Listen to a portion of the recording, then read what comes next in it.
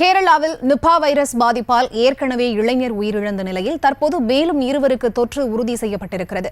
இதன் எதிரொலியாக தமிழக கேரள எல்லைப் பகுதியான களியக்காவிலையில் சுகாதாரத்துறை சார்பில் 7வது நாளாக வாகனங்கள் தீவிர சோதனைக்கு உட்படுத்தப்பட்டு வருகின்றன. இதுகுறித்த கூடுதல் தகவல்களை எமது செய்தியாளர் ஆனந்த் வழங்க கேட்கலாம். வணக்கம் ஆனந்த், விவரங்கள். வணக்கம் புரிதா. கேரள மாநிலம் மலப்புரம் மாவட்டத்தில் ஒருவருக்கு காய்ச்சல் பாதிக்கப்பட்டு மருத்துவமனையில் அனுமதிக்கப்பட்டு சிகிச்சை பெற்று வந்த நிலையில் அவருக்கு நிபா வைரஸ் உறுதி செய்யப்பட்ட நிலையில் அவர் சிகிச்சை பலனின்றி உயிரிழந்தார்.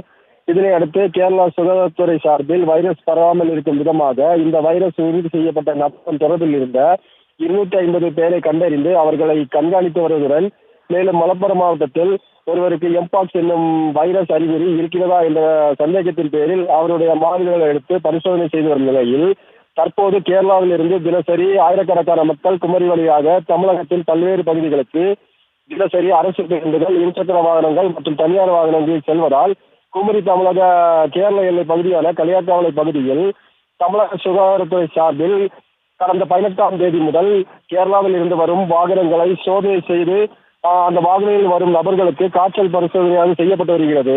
மேலும் வாகன எண்களை குறித்துக் கொள்வதுடன் எங்கிருந்து வருகிறார்கள், அதே போல் தமிழக எல்லைக்குள் எந்த பகுதிக்கு செல்கிறார்கள் என்பதையும் கேட்டறிந்து கொள்கின்றனர். இதனை அடுத்து தமிழக கேரள எல்லை பகுதியான களியாக்காவளை பகுதியில் சுகாதாரத்துறை சார்பில் பணிமாற்ற முறையில் 24 மணி நேர சோதனையானது நடைபெற்று வரும் நிலையில் இன்று 7வது நாளாக தீவிரமாக சுகாதார துறையினர் போலீசார் உதவியுடன் தனியார் வாகனங்கள், இருசக்கர வாகனங்கள், அரசு பேருந்துகள் என அனைத்து வாகனங்களையும் தீவிரமாக சோதனை செய்து வருகின்றனர். சரிதா. விவரங்களுக்கு நன்றி ஆனந்த். செய்திகளை உடனுக்குடனும் துல்லியமாகவும் தெரிந்து கொள்ள சப்ஸ்கிரைப் பண்ணுங்க.